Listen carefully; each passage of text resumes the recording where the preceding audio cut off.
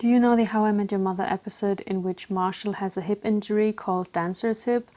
And at one point in the episode, he turns to Lily and he confesses to her, "I dance more than you know." I feel like this video will be a little bit like that, but with K-dramas and K-pop instead of dancing. Hello and welcome back. Thanks for joining. My name is Berit and today's video will be a little wrap-up of Koreadathon, which was last week. So this video will be part wrap-up, part kind of vlog-like. I hope it won't be too chaotic. I did check in on Thursday to give a kind of like midweek status update for Koreadathon, and then I didn't feel like talking to the camera for the rest of the week because the rest of the week was simply horrible. That's why it might be a bit chaotic, so you will probably have some montages of like me trying to make the Korean dish and me reading on the sofa and stuff like that. So yeah, I hope it won't be too chaotic. Let's get started. Hello, it is Thursday today. We're about halfway through Koreadathon right now, and I thought I'd just check in with you and tell you a bit about how my week has been in terms of reading. So I did read the group book on Monday. It was super short and very like easy and accessible to read, which was quite nice, and I also enjoyed the book.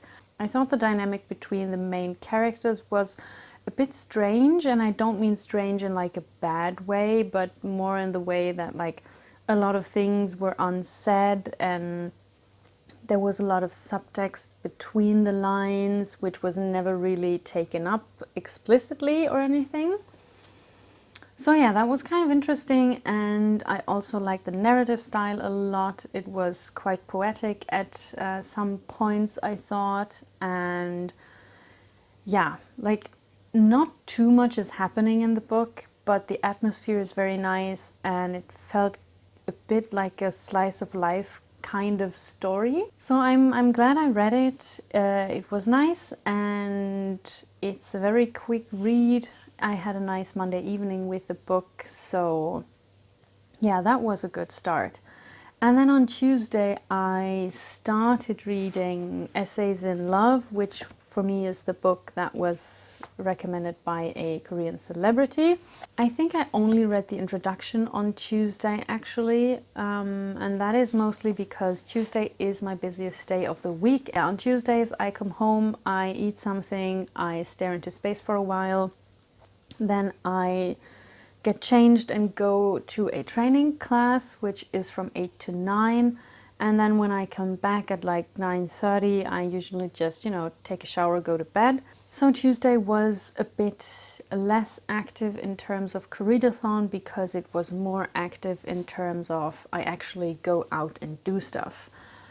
And then I continued reading Essays in Love on Wednesday. I am now on page 72 and the book has about 200 pages, a little more, so I'm like a third through.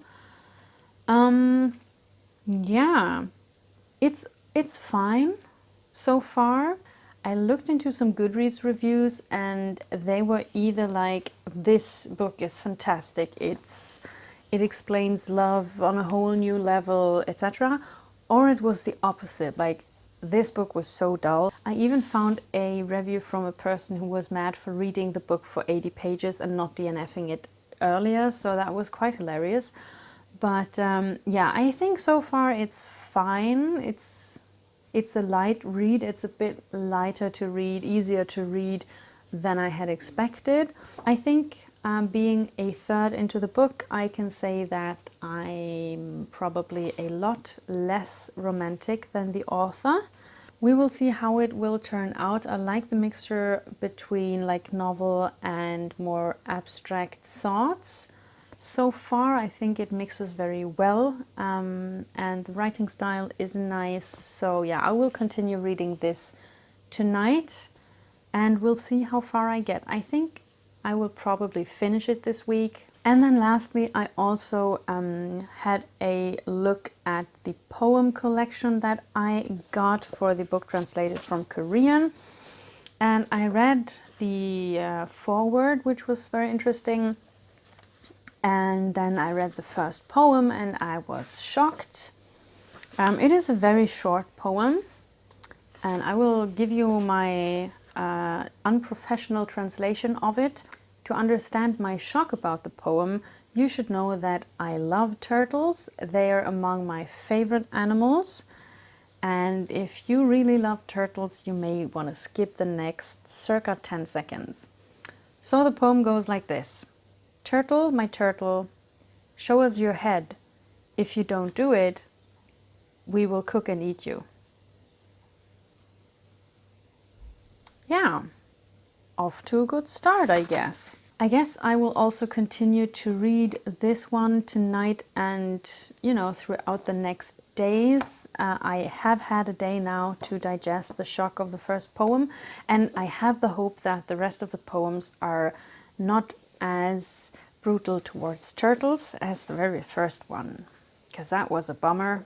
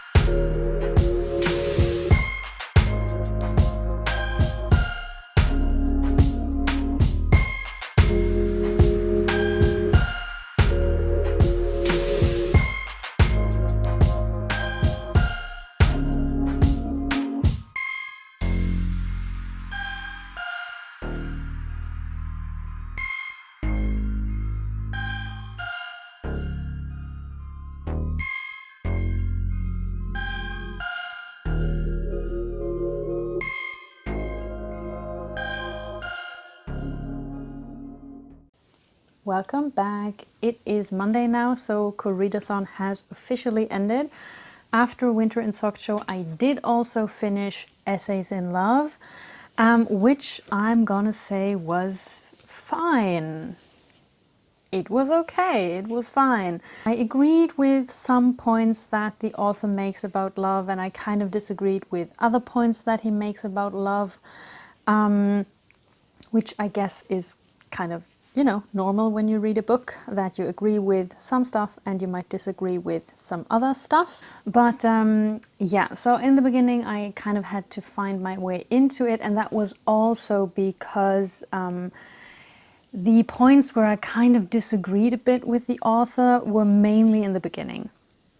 He talks about idealization of people and how we fall in love and, you know, the very romantic stuff. And there were some points where I was like, yeah, I don't know, it's not that deep, bro. I mean, I'm not the most romantic person out there anyway, so... but yeah, so this is about two people falling in love and then the different stages of a relationship. And I'm gonna say that my two favorite chapters were Intermittences of the Heart and The Fear of Happiness. And I think my strongest disagreement with what he says is, I think it was the chapter on beauty, where I was like, nah, I don't agree.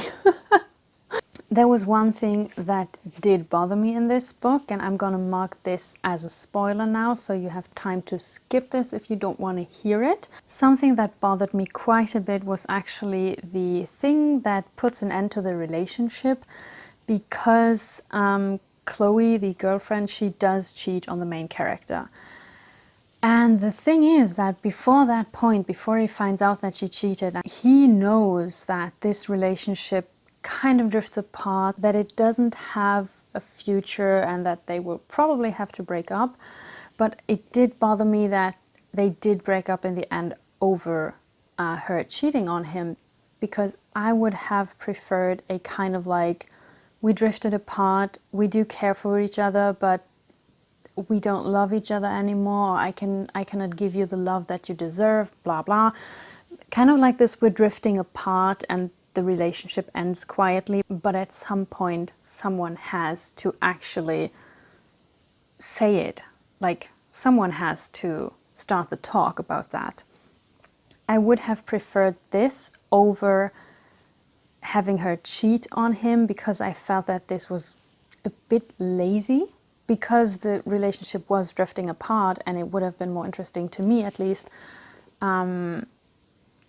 without this shortcut of like, okay, she cheated on me, then she confessed, and now the relationship is ended. But yeah, I was disappointed by that. Apart from that, the book was fine. You know, it was a nice read, some food for thought in a way. That was Essays in Love. I also read the anthology with Korean poems. I didn't read every poem in there, I'm gonna be honest, but I read several of the poems, and with several I mean more than 10. The poems that I did read were quite interesting. They were for the most part very short and a bit different, I would say, from what I know from poems that I usually would read in German or English or Norwegian. And I felt very much that it must be very difficult to translate a poem that was written in a language and in a culture so different from the target language. Like, Korean culture and Korean language is so different from Norwegian and Norwegian culture, that I felt that the poems were strange. Not strange in a bad way, but more in a way where I feel that the Korean tradition of poetry must differ quite a bit from, for example, the Norwegian tradition of poetry. It is a bit difficult for me to give you a like super informed opinion about the book. I thought the anthology was very interesting. I do want to read the afterword, which is quite long, which I haven't read yet, because I think it will also clear up a lot of things about Korean poetry and poetic traditions and stuff like that.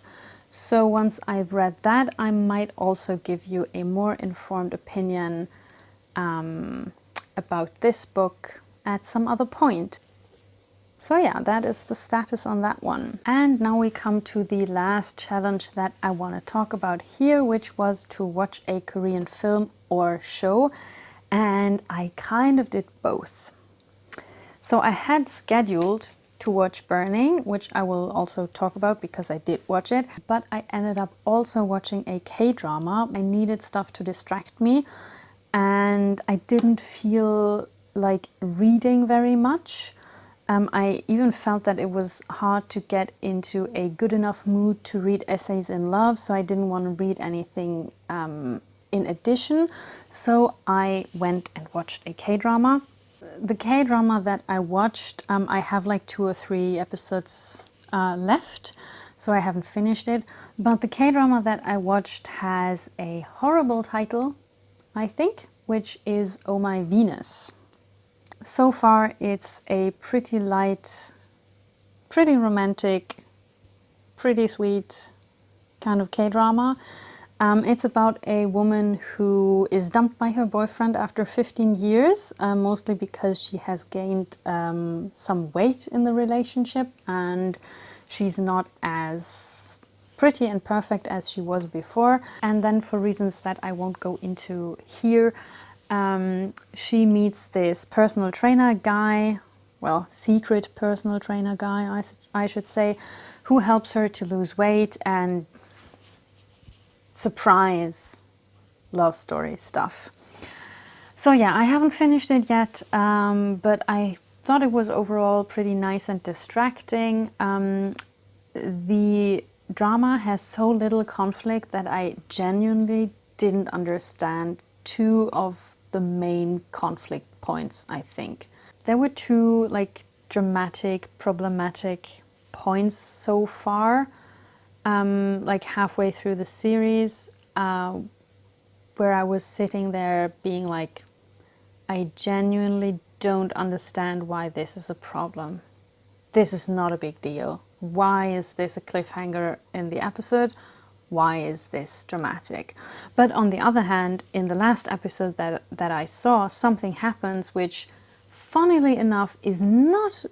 It doesn't seem to be much of a problem in the series, where I would be like, this guy would get the beating of his lifetime for treating me like that. The drama is quite nice. I mean, it's a K-drama, so we have quite a lot of like overly dramatic situations. We have a lot of slow motion, a lot of romantic music, etc. But anyway, I also watched Burning, a thriller from 2018. This is based on a short story by Haruki Murakami, and that probably explains why 10 minutes into the film we have a very awkward sex scene, which I kind of felt uncomfortable to watch. But yeah, I'm not sure how I can describe what this film is about. It's about this guy who meets a girl who he knows from like school days, and they kind of start an affair. Oh well, they actually just have sex one time. And then she goes to Africa for a vacation, and when he goes to pick her up from the airport afterwards, when she comes back, she has gained this new, very charismatic friend, Ben. And then you have kind of like a triangle situation. It's kind of like a love triangle, but also Ben is a kind of mysterious character. We don't really know what he does for a living, but he seems to be impossibly rich. He's super charismatic, but he's also kind of weird, / after a while you kind of get danger vibes from him, I would say. Like you get that he's kind of a problematic person, probably. I won't say more about the plot because I think everything else would probably be a spoiler. I will say that the film was very good, but also it left me wondering. It was very mysterious, because when I watch a thriller, I'm quite used to like not getting everything right away all the time. I think that's part of the thriller, that you have like twists and turns and, you know, but in the end you usually understand what happens. You get an explanation and you go like, oh, so that was his plan all along, or stuff like that. And this movie doesn't give you that kind of explanation. It stays mysterious until the end. You don't get like the answer to everything that happened. There are things where you don't really know, did that happen? Did that not happen?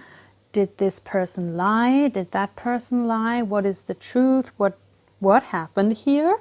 And you don't get a satisfactory explanation of stuff in the end, which is super interesting, and which is why I think the film does stay with you for a while.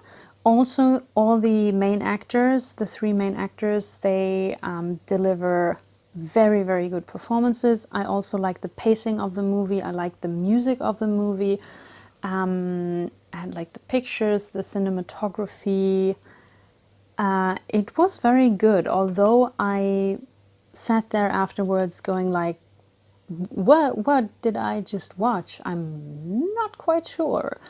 But yeah, if you like mysterious thrillers, I would recommend this if you haven't watched it. It also won some prizes in Cannes. And yeah, it was a really good film. I don't think I would have watched it without like specifically looking for a Korean film in my library that I didn't know yet. So that was cool. So that was my week of Koreadathon. I absolutely loved participating.